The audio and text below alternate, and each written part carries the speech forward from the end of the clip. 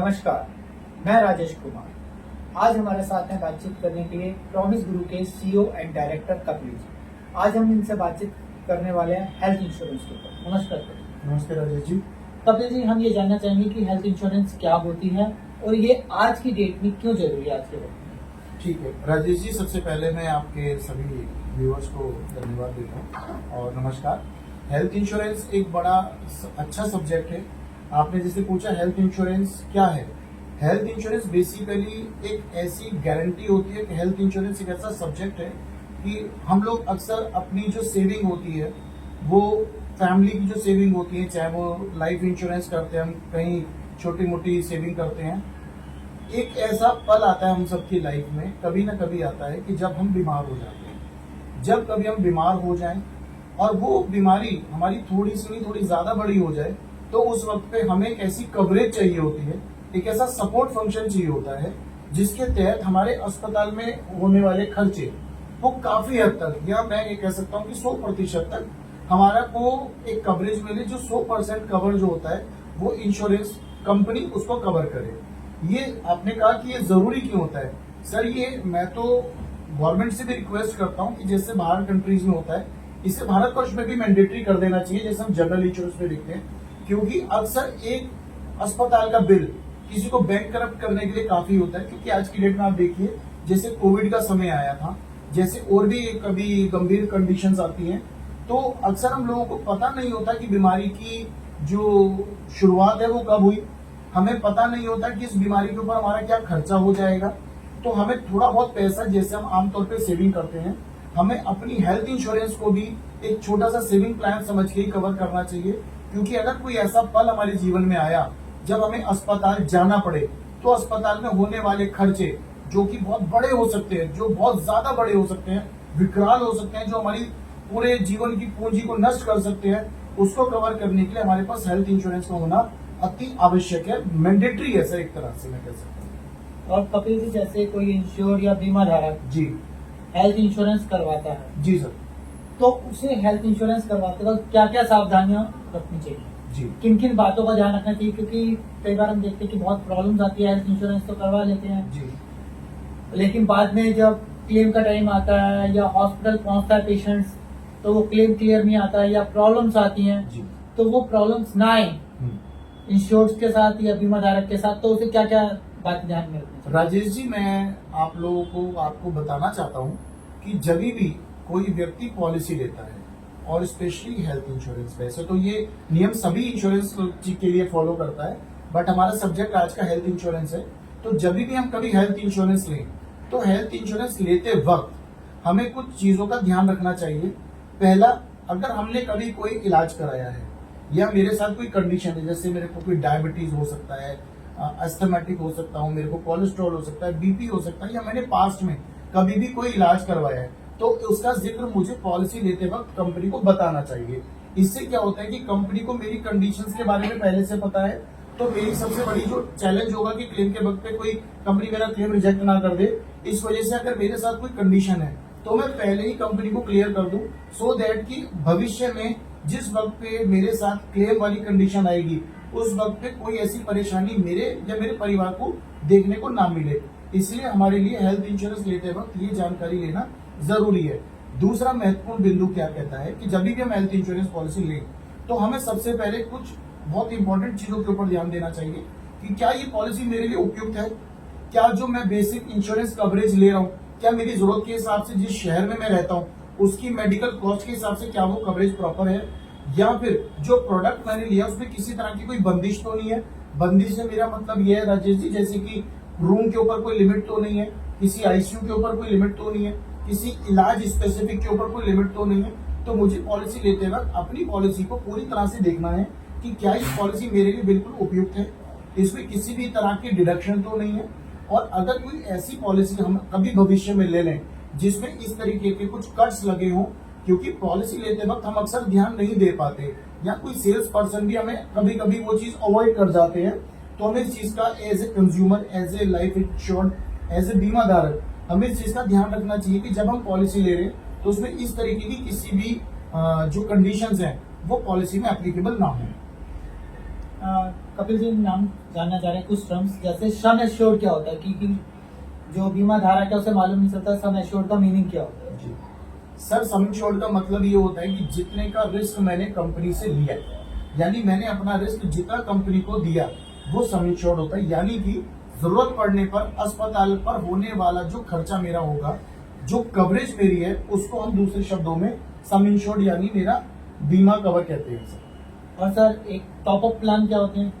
Top up plan क्या होता है सर कि टॉप अप एक इस तरीके का एड ऑन फीचर होता है, एक तरह से ये सेपरेट पॉलिसी होती है, मैं इसको एड ऑन फीचर नहीं बोलूंगा। जब मेरी बेस इंश्योरेंस पॉलिसी अगर मान लीजिए 10 लाख रुपए की है, आज उसकी कॉस्ट 10 लाख रुपए थी, लेकिन भविष्य में मुझे ऐसा लगे कि मेरे को अपनी कवरेज को एनहेंस करना चाहिए, मुझे अपनी कवरेज को थोड़ा बढ़ाना चाहिए, तो मैं 10 लाख रुपए उसमें और एड ऑन कर सकता हूँ, 20 कर सकता हूँ, अब तो मैं 1 CR 2 CR तक अपनी कवरेज को बढ़ा सकता हूँ। और उसमें मेरा जो प्रीमियम है वो बेसिक इंश्योरेंस पॉलिसी के मुकाबले थोड़ा कम रहता है। और ये पॉलिसी, टॉप अप पॉलिसी, एक अच्छा प्रोडक्ट होता है, इससे मेरी कवरेज बढ़ जाती है। आपके व्यूअर्स को मैं ये बताना चाहता हूँ कि टॉप अप पॉलिसी का एक छोटा सा नियम है, अगर हमें क्लेम के वक्त पे परेशानी थोड़ी अपनी कम करनी है, अक्सर परेशानी होती नहीं है, लेकिन अगर मेरी सलाह है, मेरी एक सुझाव है कि अगर टॉप अप पॉलिसी मैं उसी कंपनी से ले लूं जिसमें मेरा बेस इंश्योरेंस कवरेज चल रहा है, तो मेरे लिए क्लेम के वक्त पे दिक्कत परेशानी थोड़ी कम हो सकती है, क्योंकि एक ही कंपनी होती है, उसको जो कवरेज एग्जॉस्ट लेटर मिलता है वो दूसरी कंपनी से मिलने में समय ना लगे, एक ही कंपनी होगी, एक ही TPA होगा, एक ही सपोर्ट फंक्शन होगा, तो आपके क्लेम को थोड़ा सा आसानी से प्रोसेस करने में मदद मिलेगी। और सर कई बार हम ये सोचते हैं कि कैपिंग होती है जी, ये कैपिंग क्या होती है। कैपिंग सर बेसिकली मैं आपको बताऊं, कैपिंग का मतलब ये होता है कि कुछ लिमिटेशन। अक्सर क्या होता है कि हमें हेल्थ इंश्योरेंस पॉलिसी में थोड़ा सा ऐसा लगता है कि मेरा प्रीमियम ज्यादा है, जी।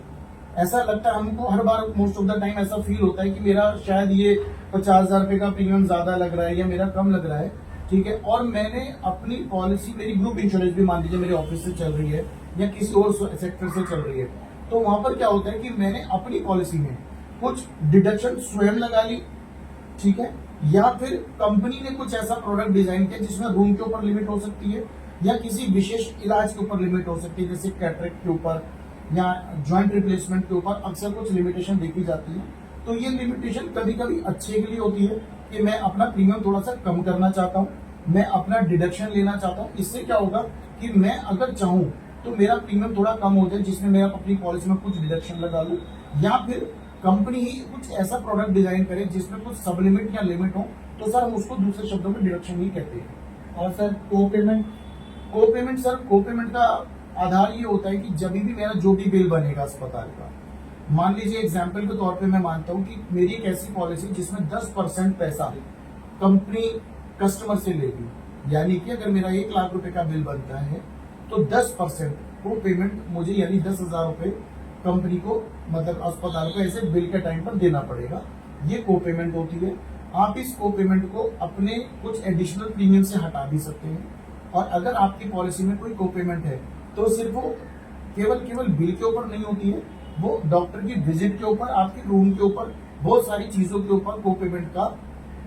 मानना होता है कि बहुत सारी चीजें होती है जिसमें को पेमेंट अपना रोल प्ले करती है। इनडायरेक्टली अगर मैं अपने कस्टमर्स को थोड़ी सिंपल बात में बताऊं तो को पेमेंट का मतलब होता है कि मैं वो पैसा, वो पोर्शन जो मैं अपने क्लेम में दूंगा, चाहे वो 10% हो चाहे वो 20% हो, इससे मेरा जो प्रीमियम है थोड़ा कम हो जाता है। सर आपका कहने मतलब है कि वो जो इंश्योर्ड है या बीमा धारक है वो चुन सकता है कि इतना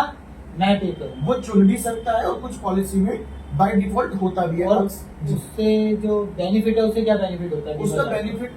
राजेश जी, उसका बेनिफिट क्या होता है? उसका बेनिफिट बेसिकली 2 टर्म्स में होता है। एक तो मॉनेटरी टर्म्स में होता है कि भाई मान लीजिए मैं 60 या 60 से ज्यादा का हूँ और मैं अगर को पेमेंट वाला प्रोडक्ट नहीं ले रहा हूँ, तो को पेमेंट में क्या होता है कि मेरा जो प्रीमियम है वो थोड़ा सा as compare to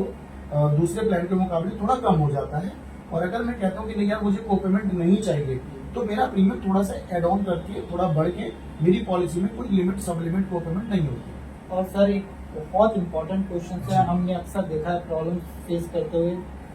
insured person को, कि उन्हें ये नहीं मालूम चलता कि उनका हॉस्पिटल उस नेटवर्क में है या नहीं है, मतलब कंपनी जो हॉस्पिटल है उस कंपनी के साथ जुड़ा हुआ है या नहीं जुड़ा हुआ है। जी सर ये या ना उसके पैनल पे है या नहीं? बिल्कुल सही है सर, ये जो पैनल और डी पैनल है ये कंपनी और हॉस्पिटल के बीच का एक पार्ट होता है। आज जो हॉस्पिटल नेटवर्क में है जरूरी नहीं है कि अगले साल रिन्यूअल के वक्त पे होगा। तो आपके पास, हमारे सभी कस्टमर्स के पास, हमारी जितनी भी कंपनी के साथ हम काम करते हैं वो हर महीने की 1 तारीख को अपने पैनल की लिस्ट भेजते हैं जो अस्पताल पैनल में है, और जो डी पैनल हो गए उनकी भी लिस्ट जाती है। तो जब भी कभी कोई ऐसा वक्त आ जाए हमारी लाइफ में, हमारे वक्त ऐसा कोई समय आ जाए जब हमें अस्पताल जाना हो, तो हमें मेक श्योर करना है कि हम अपने जो बीमा सलाहकार है, ठीक है, उनसे एक बार सलाह कर लें कि भाई ये अस्पताल नेटवर्क में है कि नहीं। और अगर कोई ऐसा वक्त आ जाए कि मौका ही नहीं मिला, ऑल अ सडन कोई ऐसी बात हो गई, तो उसमें एनीवेयर कैशलेस की फैसिलिटी हर कंपनी अपनी पॉलिसी में देती है सर। मतलब अगर वो ऐसे हॉस्पिटल में चला जाता है जो नेटवर्क में नहीं है, पैनल पे नहीं है, तो वो उस हॉस्पिटल में चला जाता है, तो बीमा कंपनी कैशलेस फैसिलिटीज उससे बिल्कुल देगी सर, क्योंकि हमारे पास कुछ प्रोडक्ट्स ऐसे हैं, अगर आपके जो व्यूअर्स हैं अगर हमसे कोई पॉलिसी परचेज करते हो तो एनीवेयर कैशलेस, उनको किसी नेटवर्क की जरूरत नहीं है, अगर कि नेटवर्क में है कि नहीं। लेकिन ऑल सडन अगर कोई बात हो जाती है तो कोई भी हॉस्पिटल आपको कैशलेस फैसिलिटी देगा, जो हमारे तरफ से हम सपोर्ट करते हैं, क्योंकि हम आपके कस्टमर को या अपने कस्टमर को हम हेल्थ इंश्योरेंस सेल नहीं करते हैं, उनकी काउंसलिंग करते हैं। इसी तरीके से हम उनको सारी चीजें बताते हैं कि पॉलिसी लेते वक्त, पॉलिसी के बाद, रिन्यूअल के वक्त उनको क्या क्या चीजें जरूरत होती है वो कंपनी को बताते हैं, और ये सारी अपडेट हमारी तरफ से भी निरंतर हर महीने कस्टमर्स के पास जाती है। और सर एक क्वेश्चन ये है कि फैमिली में काफी मेंबर्स होते हैं, समटाइम्स उनके फादर मदर भी होते हैं, बच्चे भी होते हैं, वाइफ भी होती है जी। तो ऐसे केस में उन सबका एक ही इंश्योरेंस में कवर्ड हो सकते हैं या अलग अलग इंश्योरेंस होता है उनका? सर देखिए, जो आप टर्म बता रहे हैं वो एक फैमिली फ्लोटर पैकेज होता है, ये सभी कंपनी देती है। कोई अपना पेरेंट्स को भी उस पॉलिसी में कवर कर लेते हैं, कुछ अच्छी कंपनी और कुछ और भी कंपनी ऐसी हैं मार्केट में जो लगभग 9, 10, 12 लोगों को, 15 लोगों तक को भी पॉलिसी में कवर कर लेते हैं। बट मेरा ऐसा अपना अनुभव कहता है कि हस्बैंड वाइफ, 2 बच्चे, 3 बच्चे या मैक्सिमम 4 बच्चे एक पॉलिसी में हो, अगर आपको अपने पेरेंट्स को ऐड करना है तो अपने पेरेंट्स को एक अलग पॉलिसी में ऐड कीजिए एज कम्पेयर टू आप फैमिली फ्लोटर पॉलिसी में लाने से, क्योंकि उसमें लगभग आपका प्रीमियम आसपास ही जाता है, लेकिन आपकी जो रिस्क होता है वो 2 जगह चला जाता है, आपका सम इंश्योर्ड बढ़ जाता है, क्योंकि आप एक पॉलिसी में ही सम इंश्योर्ड लेते हैं। और अगर पेरेंट्स की पॉलिसी आप अलग कर लेते हैं तो उसमें पेरेंट्स का कवरेज अलग हो जाता है और फैमिली का कवरेज अलग हो जाता है। और सर एक बहुत इंपॉर्टेंट क्वेश्चन जी। अभी भी दिमाग में आया जी जी। और अक्सर महसूस करा कि कोई इंश्योर्ड या बीमा धारक हॉस्पिटल जाने से पहले अगर उसे लगता है कि उसके हेल्थ इश्यूज आने वाला है या हेल्थ प्रॉब्लम क्रिएट हो रही है, तो उसे सबसे पहले क्या करना चाहिए? हॉस्पिटल तो वो पहुंच जाता है, तो उसे कहाँ पर जाना चाहिए कि उसका क्लेम क्लियर हो जाए? सर देखिए, जब भी ना ये मेडिकली टर्म बड़ी अच्छी है, और आजकल जितनी भी कंपनी है वो हमेशा अपने कस्टमर से रिक्वेस्ट मोड पे भी बात करती है और हमेशा ये एडवाइस भी करती है कि जब भी कोई कंडीशन हो तो सबसे पहले आप किसी अपने आसपास के फैमिली डॉक्टर को दिखाएं, उनसे एक प्रॉपर ट्रीटमेंट कराएं। अभी एक स्टार हेल्थ का बड़ा अच्छा इनिशिएटिव है कि अगर आपको कभी ऐसा लगता है कि कोई इन्फेक्शन है, कोई फ्लू है या कोई बुखार है या कोई किसी भी तरह की कंडीशन है, तो होम हेल्थ केयर आजकल मोस्टली कंपनी सभी कवर कर रही है, लेकिन स्टार हेल्थ एक अच्छी इनिशिएटिव है जिसमें अपने कस्टमर को वो एक टोल फ्री नंबर प्रोवाइड करते हैं, डॉक्टर घर पे आके उनको कंसल्ट करते हैं, उनको ट्रीट करते हैं और 4 से 5 दिन का उनको इलाज करते हैं घर पे ही। अगर उसके बाद कोई कंडीशन होती है तो किसी भी नेटवर्क हॉस्पिटल में जाते हैं तो नो क्वेश्चन आस्क, कोई भी क्वेश्चन, कोई भी सवाल किसी से नहीं पूछा जाएगा और वो उस व्यक्ति को कैशलेस सुविधा उस अस्पताल में मिलेगी। लेकिन यदि कोई अलग ऐसी पॉलिसी जो नॉर्मल ट्रेडिशनल पॉलिसी चल रही है, उसमें एडवाइस ये कहता है सर कि अगर हम अपने नेटवर्क हॉस्पिटल से पहले किसी अपने फैमिली डॉक्टर को कंसल्ट करें, क्योंकि कई बार क्या होता है कस्टमर को ऐसा लगता है और ये लगना वाजिब भी है, कभी राजेश जी ऐसा लगता है कस्टमर को कि मैंने मेडिक्लेम करा लिया तो अब तो मेरी गारंटी हो गई कि मुझे इलाज मिलेगा ही मिलेगा, कैशलेस ही मिलेगा, और उनको ये आइडिया नहीं होता कि शायद ये 2-3 दवाई खा के हम घर पे ही ठीक हो सकते थे। तो अक्सर क्या होता है कि कंपनी उस क्लेम को रिजेक्ट कर देती है, तो उसकी रिजेक्शन का एक सबसे बड़ा कारण ये बनता है कि ये ट्रीटमेंट जो है ये एडमिसेबल ही नहीं है अस्पताल में, और कस्टमर की गलती नहीं है, कस्टमर को ये चीज पता नहीं होती। तो मैं आपके व्यूअर्स को भी ये कहना चाहता हूँ कि ये जो भी पॉलिसी आप किसी भी कंपनी की ले रहे हैं, ग्रुप इंश्योरेंस है, कॉर्पोरेट पॉलिसी है, रिटेल पॉलिसी है, ब्रोकिंग से लिए, कहीं से भी लिए, उस पॉलिसी में सबसे पहले आपको ये प्रूफ खुद से ही करना है कि जिस ट्रीटमेंट के लिए आप अस्पताल जा रहे हैं वो पहले से आपने डॉक्टर को दिखा लिया है और आपको उसमें अभी रिकवरी उसमें नहीं हो पा रही है, तो आप किसी भी नेटवर्क हॉस्पिटल में जाएंगे तो कंपनी चाहे कोई भी हो, आपके क्लेम रिजेक्ट होने के चांसेस बिल्कुल ना के बराबर हो जाएंगे। कपिल जी, आपने हमें बहुत अच्छी इंफॉर्मेशन दी हेल्थ इंश्योरेंस से जुड़ी हुई, इसके लिए आपका बहुत बहुत धन्यवाद। Thank you Rajesh ji. नमस्कार। नमस्ते।